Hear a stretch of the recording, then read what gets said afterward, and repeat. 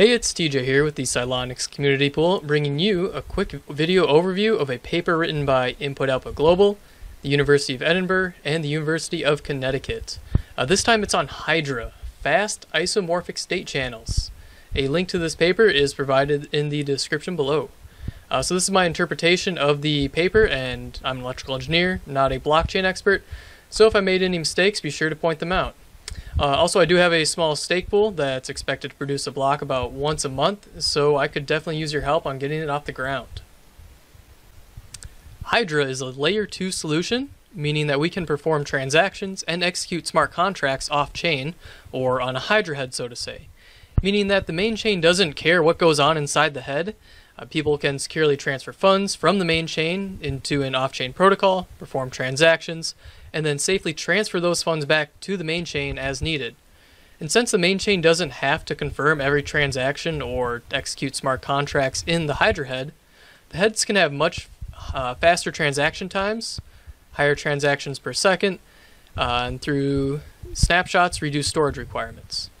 And it's also an isomorphic multi-party state channel, which means that it takes on the exact same properties of the main chain. So, we can use extended UTXOs and the same smart contract infrastructure without having to rewrite any crazy code or make adjustments. And that's because there's no global smart contract state for native assets. And the extended UTXO model makes it possible because it's just super easy to move them off-chain that way. And if you haven't seen my videos on extended UTXO, I would recommend you check them out. Because it's isomorphic, we can also seamlessly transfer heads to the main chain, whether through transaction disputes or if planned by everybody. And because no modifications to existing smart contracts are required, we can shift those right over to the main chain. And lastly, we can add or remove transactions from the Hydra head as needed without having to close it down. So there's a lot of cool things in this paper, and it was written really well and explained really well. So I'd recommend taking a look if you want to learn a little more, since I'm going to be skipping over quite a bit to keep this short. Alright, so now on to what everybody is always curious about, transactions per second. And to get straight to the point, it's around 800 or so. So with the confirmation ranging between 0.5 seconds down to around 0.02 seconds, but, big buts here. Didn't mean to make that into a joke, but anyways. So it really depends on a lot of factors, such as node locations, the amount of nodes, a snapshot interval, processing power, bandwidth capabilities, and how responsive the network is. And really all that doesn't really matter when you can just run more Hydra heads. Not processing things fast enough for your application? Well, just add more parallel heads. Problem solved. And so once this is implemented, I think there's really no reason in comparing blockchain throughput. Because like, what's the point of making a delivery truck faster when you can just add more delivery trucks? And if you want to learn more about what goes into each experiment, check out the paper because they cover a lot of different scenarios. And on the chart on the right is just an example of some of the things that they went through. Now on to snapshots. So if we are processing almost 1,000 transactions per second, that's a lot of disk space to record all those. However, we can circumvent this requirement by using something called snapshots. So the snapshot leader can request the view or snapshot of the UTXO state on the head, and as participants confirm that those transactions have taken place, they can delete them since they are verified by multiple parties to be correct. So there's really no point of hanging on to every transaction on basically a private ledger inside of a Hydra head when it's all forgotten anyways when it's transferred back to the main chain. And the main chain only cares about the initial state and final state once the head is closed.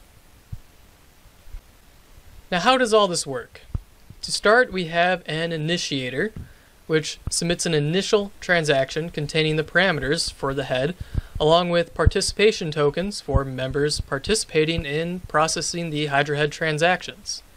Participants then submit commit transactions, signaling they are willing participants in the Hydra head. Along with this commit transaction are the UTXOs they want to bring along to the sidechain, and this locks those UTXOs on the main chain so they can't be spent or moved. So once all participants have committed or submitted their commits, the head transitions to the open state, and now the Hydra head is fully operational and transactions can be processed as needed. However, what if a member fails to commit? Well, we can abort and go directly to the final state, where all transactions are unlocked and we can use them on the main chain like normal. And lastly, we have a close and final state, where the head transitions from being off-chain to on-chain by finalizing all UTXOs, and I'll go into more detail on the next slide. Alright, so let's bring this all together. We got this big old scary state graph in front of us, and let's go over it. So we went over the initial state on how the head is created, and then in the open state, participants can add or remove UTXOs from the head and main chain as needed through an increment or decrement, and then they can also perform transactions and execute smart contracts as needed. Snapshots also occur in the open state, so members don't need to keep a long history of transactions. During the closed state transition, snapshots of known and verified transactions in the head's UTXOs are collected, so we collect all the snapshots. Additionally, if there's a hanging transaction, so we got HTs, which I don't fully understand, but I think they're the ones waiting to be processed or that haven't been verified by another node, like if it went offline. Those are also collected so that the final UTXO can be calculated such that we don't have to post a large amount of transactions back onto the main chain. And then some fancy calculations go on in the final state where transaction states are saved. They're then split and then set back to the main chain. If you have any paper recommendations, be sure to leave a comment down below, and I really appreciate all of you that are currently supporting my stake pool. Thanks for watching.